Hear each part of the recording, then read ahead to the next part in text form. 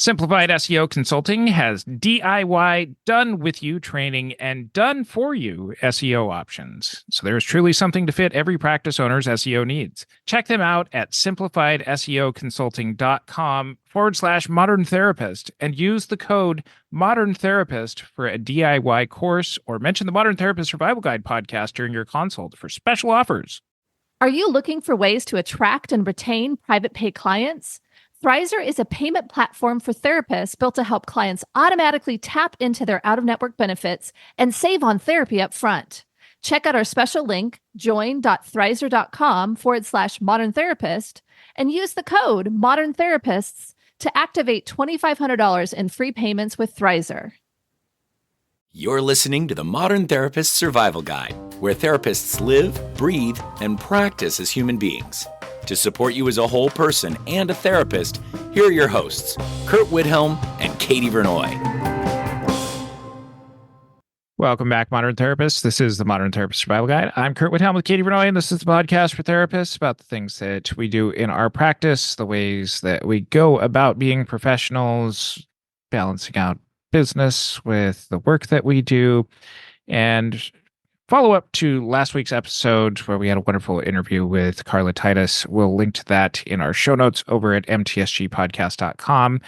And we wanted to expand on some ideas. We've had some time to kind of sit with some of the things that Carla talked about, and we wanted to kind of talk a little bit more in depth about one of the points that she brought up as far as return on investment. And being able to look at that, we've had plenty of people over the course of our show's history come in and talk about, you should look at your money and don't be scared of looking at your money. And we agree with all of that. Do that. Absolutely.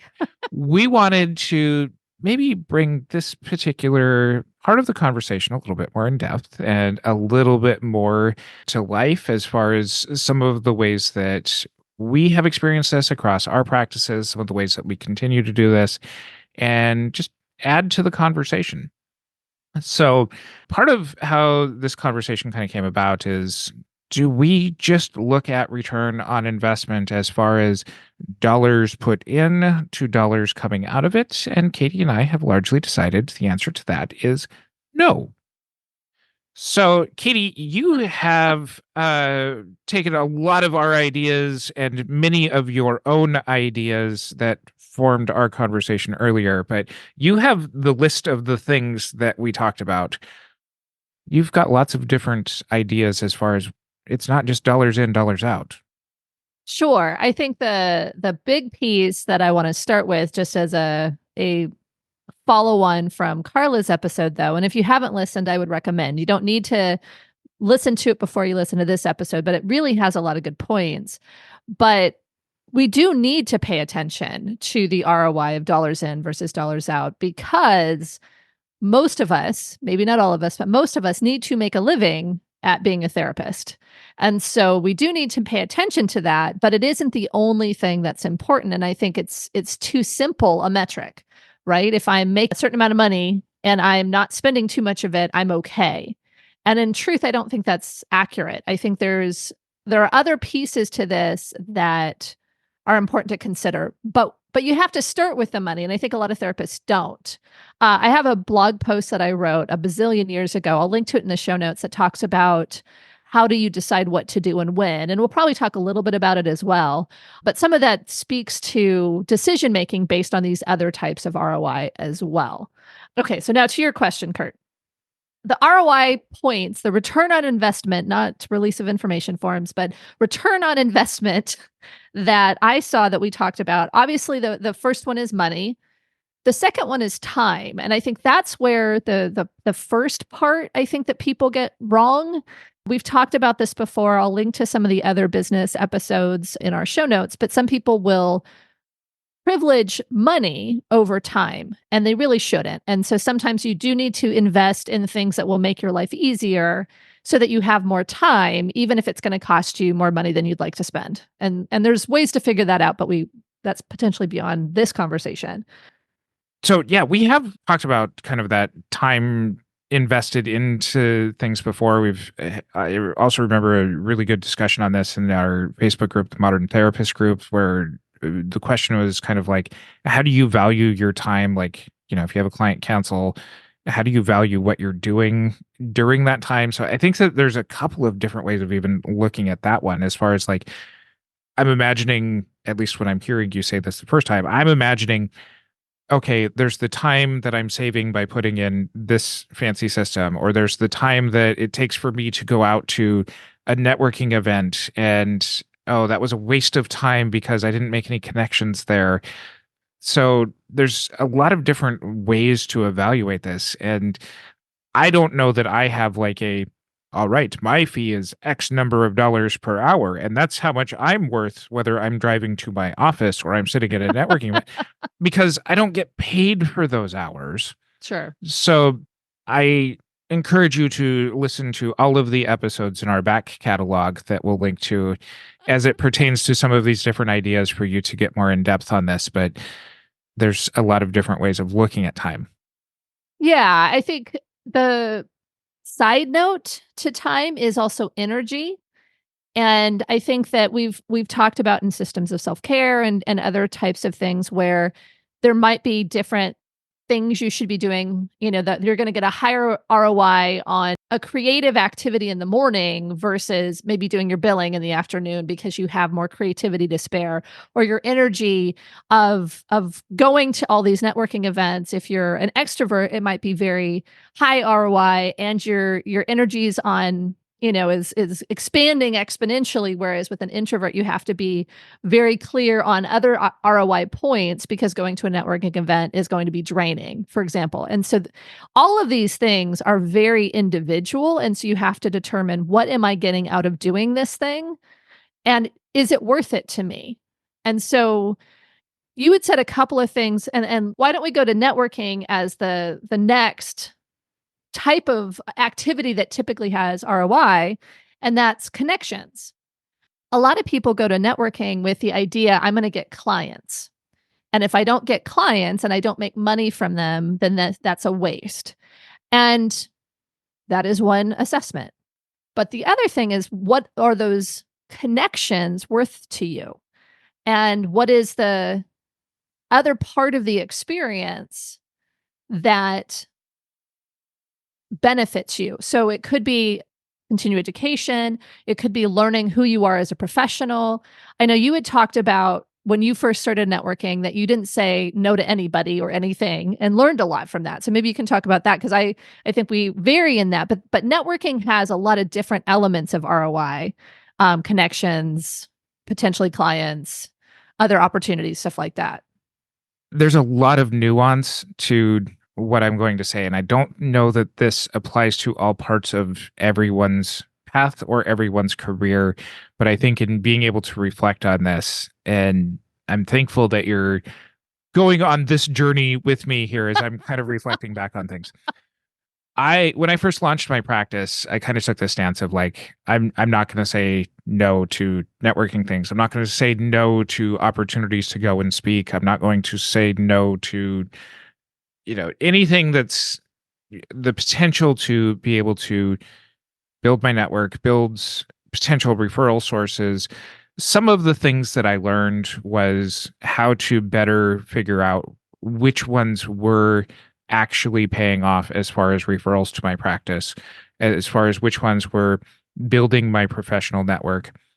I had heard all the way through grad school to go to networking events. That's how you build your practice. And now that we're in this part of our career, I've even repeated that to students and supervisees and that kind of stuff before. But as of today, what my advice is changing to is go to networking events to make friends. Go to networking events to be friends with the people who will refer to you, because we tend to refer to our friends, especially, if we're in places where it's a lot of private practice kinds of things. Go make friends with the people at the networking events. If you go to get referrals, you will not make friends. You will be seen as like trying to win capitalism against other people that are also trying to build their practices and get the same kinds of clients that are there. But what you're talking about here in this category is kind of the relationships that you develop, and those are the ones that across time are the people that text me and are like, "Hey, you available for lunch today? When are you available? Some night after work. How's your kids doing in whatever event that they're participating in?"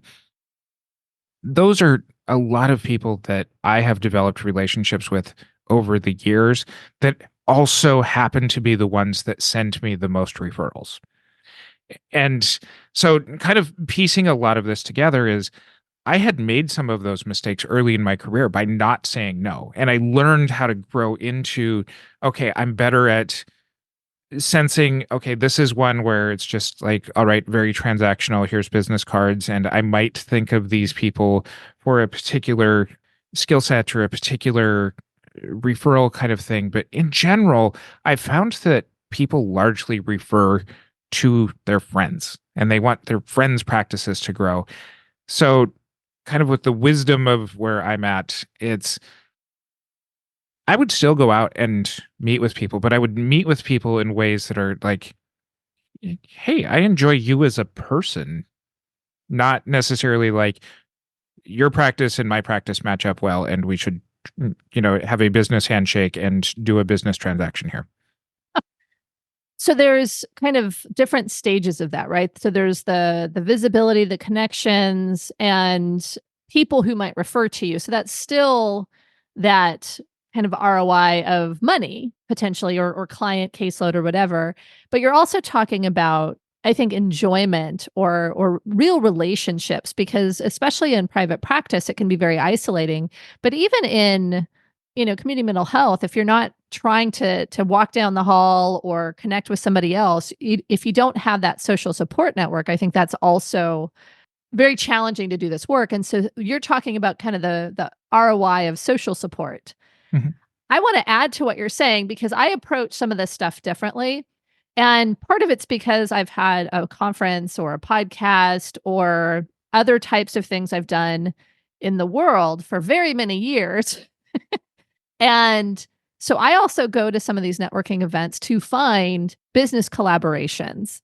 And so those types of connections, I think, are potentially lucrative. There's potentially opportunities to do stuff you wouldn't do on your own. I mean, I met you at a networking event and we had this whole endeavor that has been created. But when I think about whether it's podcast sponsors or sponsors for a charity event that I'm doing, or even jumping into different types of work, I've been asked to consult on projects. I've been asked to come in as an expert, to help move a startup forward, those types of things.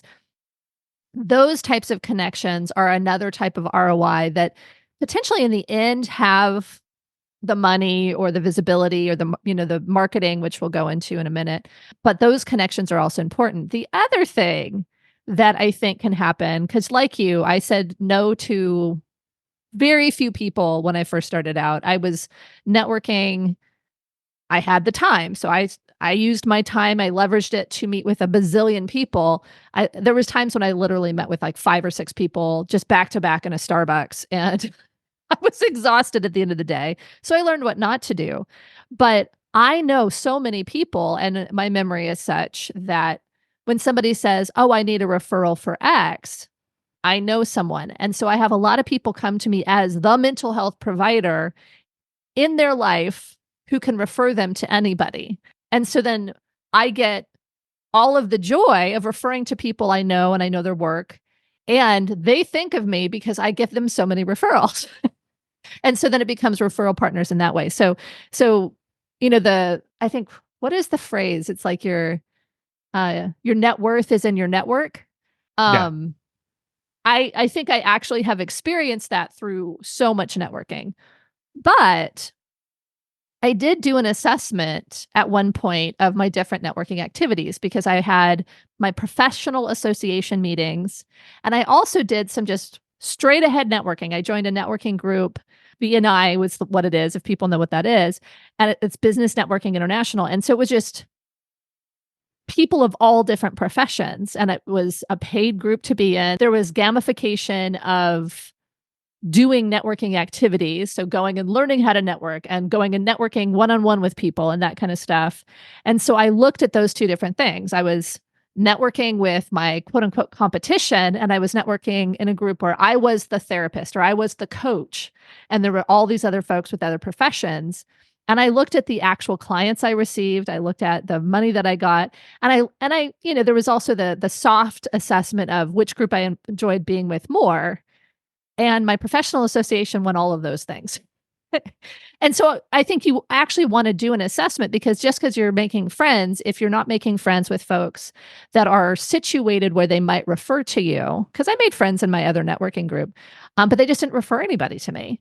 I kept the friendships, but I moved my work time into more dedication to professional association. Simplified SEO Consulting's team of mental health professionals genuinely want to help you attract more of your ideal clients with a proven on-page SEO process using the strategies that are most effective for therapist websites. They know SEO is an investment, which is why it is so important to find someone who aligns with your values and understands the importance of building your private practice in a meaningful way. Simplified SEO Consulting hopes to be that team for you and your practice. The expert team would love to talk with you during a free consultation to figure out the best fit for your SEO journey. Simplified SEO Consulting has DIY, done with you training, and done for you SEO options. So there's truly something to fit every practice owner's SEO needs. Be sure to ask if their innovative content network is a good fit for your website. Listeners of this podcast can get 20% off a DIY SEO course with code Modern Therapist, or mention the Modern Therapist Survival Guide podcast during your free consultation for $100 off your done-for-you SEO program onboarding this spring. Check them out at simplifiedseoconsulting.com/modern therapist.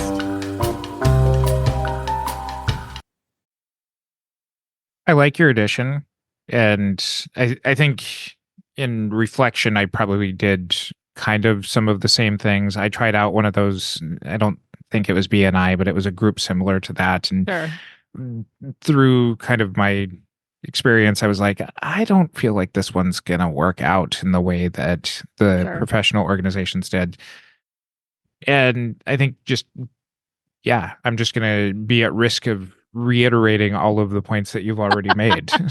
But I realized that I said one thing, and so I don't want to discount what I got from the networking group, BNI. I actually learned how to network from BNI. And I think that's another ROI point too, is the education you receive. Because a lot of professional association meetings, you get your CEs, but there's also learning who you are as a professional. All those meetings that we sat with people that we were, we didn't say no to, we had to learn about how we talked about ourselves, what would land, what would not. I think out loud, as is obvious, mostly to probably all of our listeners from how I talk on the podcast. But I think there's that element of being able to, in real time, figure out who your ideal client is and who you are and how you want to show up as a professional. That happens in these networking meetings if you can get comfortable. So the next one, which is really related to what we just talked about, is marketing and visibility. And I think we started with the relationships, which I think where people should go. But just kind of the marketing lesson is that people need probably at least 8 touch points, if not more than that, to think about you and refer to you. And so going to a networking event, handing out cards and leaving is not marketing. I guess it is marketing. It's not making relationships, and it's not marketing sufficiently. And so looking at the ROI on marketing is really, am I getting clients? Which that may be an assessment you have to do 8, 10, 12 touch points beyond the first thing. And so to me, I think making sure that you're actually measuring your marketing activities at the point where you should be getting an ROI, I think is really important. I know that I've mentioned on the podcast before about sometimes like I'll have done a presentation and then like 4 years later, someone will be like, My sister heard you speak on this and Yeah. referred me to you. So, do you have any suggestions as far as like how long afterwards you should measure? Like, was that worth it? Well, I think it's all the different types of ROI. I mean, giving that talk, probably initially there was some sort of ROI as far as visibility in the community. It probably had some immediate client referrals, or at least, kind of initial inquiries that maybe didn't pan out for another 6 months or a year. And there probably was a certain level of enjoyment. You like to speak, you like to put together talks. And so there was ROI that happened at that moment. I think tracking, like, hey, somebody followed up with me 4 years later, that just is a data point. I don't think you wait to assess whether or not an activity is valuable for 4 years. I think you probably want to look at it over time. And I think more about assessing those ROI points in categories.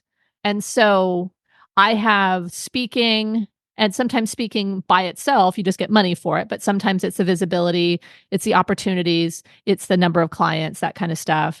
And then I have networking events and different networking groups and try to put that out there. And then there might be other pieces. So working on cases with somebody, right? And that's another type of relationship. And I'll look at kind of, who am I getting clients from? What relationship should I nurture on business time versus what relationships are personal? And so to me, it's like if you had a speaking category, that 4-year-old referral basically would go in the same category as the referral that you got from the speaking engagement 2 weeks ago. And I know that a lot of where we're talking about this tends to focus on those who are running practices or in private practice kind of things. Yeah. But in addition to this is still that traditional, here's how you get jobs. Like, Oh, here's sure. where people who might be in hiring positions, I know that I've benefited from this as far as some of the teaching positions that I've had in the past. But if you aren't, in a private practice track or going into that part of the mental health industry, this is also where being able to connect with people who might be hiring in different agencies or hiring for promotion kinds of things, all of this stuff still rings true for you. Oh, sure. I think the more relationships you have, the more people you have in your corner, either looking for clients for you or looking for opportunities to promote you, to mentor you. I mean, I did this, I'm sure you've done that. People who've sought out mentorship with me, I'm more likely to help them along their path than people who just come to me looking for a job or looking for a piece of advice. Mhm. And so I think it's connections, relationships, those types of things should always, I think, be part of how you operate. And connecting in whatever way is good for you. I mean, we have a lot of folks who have built their practices on social media connections, right? Mhm. And so it doesn't have to be that person to person, looking in people's eyes thing. It can be written communication. I have a colleague who we send emails to each other, and every once in a while we'll get together for coffee, right? Like there's different ways to nurture these relationships. So I really want to be clear on that. But I think having relationships is how you're going to get the highest ROI for any of the areas: enjoyment, social support, referrals, and by result of that, money. Yeah. Another area, and this is one I think you could probably speak better to, is the ROI on education. Because I think we have a lot of folks in our profession who potentially seek out additional competencies or reassurance or those types of things. So when you think about ROI on education, or the ROI of education, because that is an endpoint, what thoughts do you have about that? I have multiple thoughts, and they may even be contradictory. And so I think that So many thoughts, so many thoughts. thoughts warring in your brain. But I think ultimately my point and our point in this episode is you have to look at what's most valuable for you. We Mhm. have talked before about you don't need another certification. Yes. this has, there are lots of people that I see in our profession who also say you don't need another certification. I have seen lots of people over the last few years who are like, I have to get trained in EMDR. I'm being left behind in the therapy world because everybody else is getting trained in EMDR. And I provide consultations to people to fulfill their requirements for EMDR. And then I see people stop practicing EMDR and they just go back to how they were training in the first place. And I think that leads to, in particular to some of the resentment about, the whole EMDR process. But it's not a good return on investment where you're just chasing, keeping up with the Joneses kinds of Yeah. things. I practice EMDR. I have found a tremendous, not only monetary value, but clinical value in being able to go to these skills over and over again. And I think that this applies in a lot of different parts of education. Is it's looking at, why do I really need this training? Is this something that I'm going to be doing? Is this return on investment merely filling the checkbox for my licensing board and I'm never going to use it? Then invest in that appropriately. But when it comes to actually getting some of the education stuff, some of this also comes down to some of the softer wisdom skills that you were describing earlier, as far as, how am I now better at being able to communicate what I do? How do I show up at some of these networking events that's not the formal education piece, but more of the human growth sort of piece that comes along with being able to put myself out there over and over again? It's great when there's learning objectives, as far as, did I learn these kinds of things? But part of all of the, wonderful, like, review of, am I actually doing things? Feedback informed treatment we've talked about before, but do you ever do feedback informed, was this good return on investment? Did I show up well? What worked for me here? And I think that over the course of time, these are skills that I had learned kind of growing up through some different organizations that I was in, that put me into networking much earlier than I think a lot of other people do. But even some of the softer skills, oh, I learned in these kinds of environments, this is kind of the format. This is what ends up getting people to respond to things.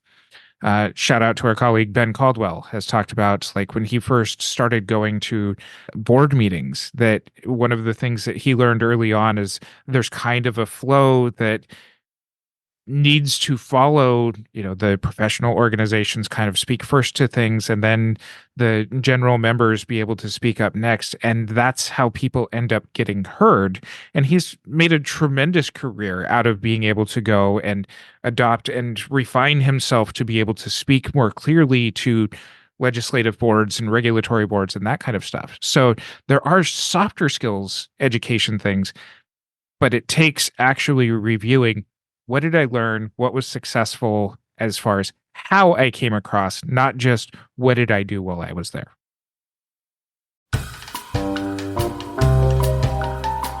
Thrizer is a payment platform designed for out-of-network therapy. As a therapist, you would use Thrizer to charge clients for sessions and collect your full rate upfront. From the client's perspective, Thrizer links to their health plan, so insurance claims are automatically submitted for them upon every charge. From there, Thrizer manages the claims end to end so that your clients don't have to worry about manually submitting super bills or getting on calls with insurance. The best part? Thrizer allows clients to only pay their co-insurance portion for sessions, while Thrizer covers the rest of your fee and waits for reimbursement on their behalf. They also offer you an instant benefits calculator for free, allowing you to provide upfront transparency to prospective clients on their out-of-network coverage. Therapists only pay a standard 3% credit card processing fee per session with no additional fees. Visit join.thrizer.com/modern therapist to get started and use our promo code Modern Therapists to receive $2,500 in waived fees for your sessions.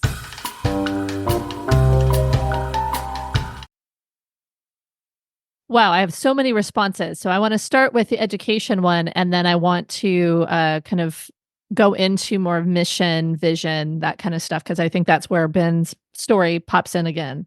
But I think for education, all of what you said, and we just had an episode recently on burnout versus boredom. And one of the pieces of that can also be doing educational things that revitalize your work.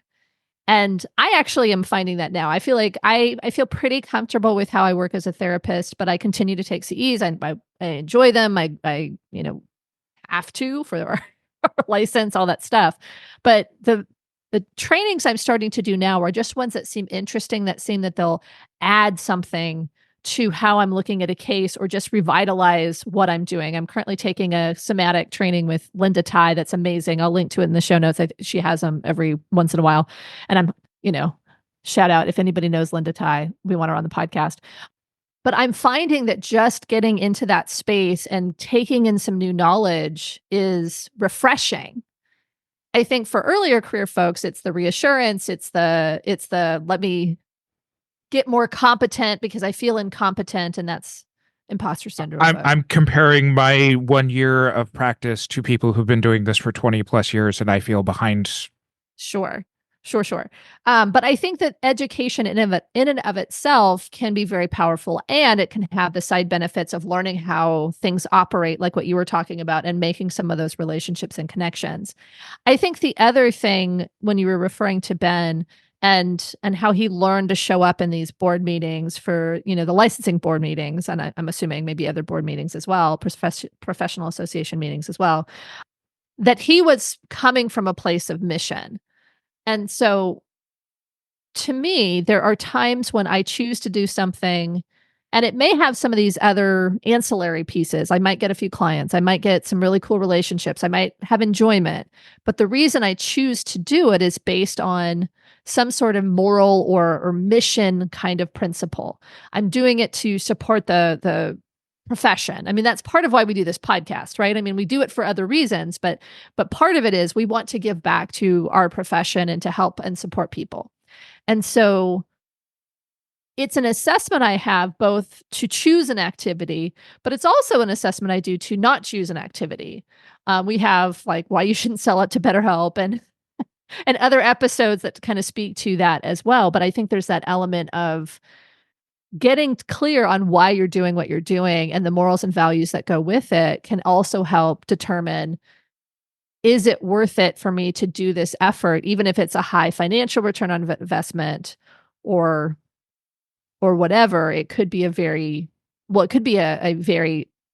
dissonant thing to do, and it might be a negative return on investment for your morals and values. I'm hearing a lot of the pieces of a number of episodes that we've talked about in the past kind of being brought together here, and being able to look at this from kind of a whole perspective, I think, is why we ended up having this as an episode that brings together a lot of things that we've been talking about for years. That, I think in our prep for this episode, I'd use the term legacy as being kind of one of our reasons for continuing to put out the podcast, not necessarily from like an ego sort of place of like, hey, we need to have the final say on everything. If that's where you wanted to hear us, then go ahead and hear us that way. But I think it was really to have a resource out there for a lot of people to have kind of a values and perspective kinds of things. And if you share them with us, then we've got a whole back catalog of things that are available on a number of different topics. Yeah. And that was really kind of part of our legacy as far as supporting other clinicians in a way that was not just kind of the one-on-one, if you happened to see us for coffee sort of thing, but being available in that way kind of on demand. Yeah. But, really being able to kind of take that deeper thinking and be able to be like, here's what my mission is. Here's what return on investment means for me. And I think a lot of the examples that we've talked about through this episode are what matters to me might not matter to you. There have been things that I have spent time and money on in the past that seem completely out of whack for every therapist, business coach out there, but those pieces had meaning for me.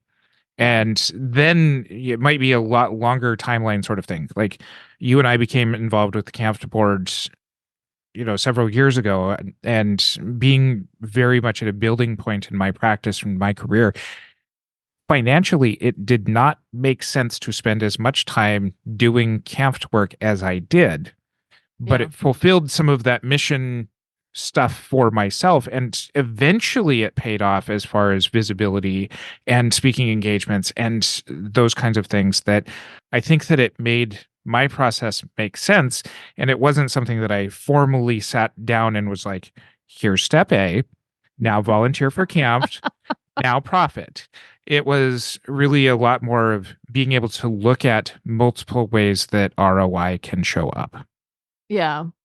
So I want to do a quick summary because we're getting close to time, because I think that we've been a little all over the place, a little bit more thinking out loud in this episode. And you can tell I'm the impetus for this one because I like to think out loud. But what we really have come down to is that the money is the most common ROI that people talk about. And it's especially when you need to make money, that can feel like the most important return on investment that you have to get to survive. And so I don't want to downplay it, but there's also time and energy. There's also the emotional ROI. Am I having fun? Am I enjoying it? Am I serving my mission and purpose? Am I getting something that feeds my soul, to be a little bit woo about it? Then there can be competence. Am I learning something from this process? Am I getting an education about myself or about what I do? Am I getting reassurance? Am I getting a social support network around me, or am I getting another certification for a training? Like what, am I getting that as part of my ROI? Am I making connections? Am I building my network? Am I building visibility and having more of these organic marketing activities, or am I just having straight ahead marketing? And is the ROI there? Am I building a legacy, whether it's, kind of an altruistic legacy or a legacy based on I'm going to die at some point and I want people to remember me and have something of me to go with that. I think these ROI points are not all inclusive. I'm sure there's other reasons why we do the things that we do and that are valuable. There's other returns on investment, but I think that they are dynamic. They change over time. Sometimes you really need to worry about getting your money, and sometimes you really want to build your network because you're feeling isolated. So I'll put the blog that I started with, because we didn't get to it, but it has some ideas on how you assess ROI and what order of things might be helpful in deciding what to do when. And if folks want it, we can potentially do another episode on what do you do when. Reach out to us, email us, put it in the social media. But I'll definitely put that blog post in the show notes. But I think understanding that there are a lot of different things we can get out of what we do, and that we need to assess that and make sure we're getting something out of it, that it's not just, I feel like I should do it, or it's expected of me because of X, Y, and Z, but that I'm actually getting something valuable from the task that I'm doing for my business. I think that is, I'm hoping, what the takeaway is from today. You can find our show notes over at mtsgpodcast.com. We'll link to Katie's blog as well as a bunch of our old episodes over there. Follow us on our social media. Join our Facebook group, the Modern Therapist Group, to continue on the conversation. And until next time, I'm Curt Whithelm with Katie Bernoy. Don't forget, we have some special offers from our partner, Simplified SEO Consulting. Get 20% off a DIY SEO course with the code Modern Therapist, or mention the Modern Therapist Survival Guide podcast during your free consultation for $100 off of your onboarding to the Done For You SEO program. Check them out at simplifiedseoconsulting.com/modern therapist. Remember to check out Thrizer. They are passionate about making out-of-network therapy work for everyone. Clients save upfront on therapy while therapists earn their full rate. Get started in minutes on join.thrizer.com/modern therapist and use the promo code Modern Therapists and receive $2,500 in waived fees for your sessions. Thank you for listening to the Modern Therapist Survival Guide. Learn more about who we are and what we do at mtsgpodcast.com. You can also join us on Facebook and Twitter. And please don't forget to subscribe so you don't miss any of our episodes.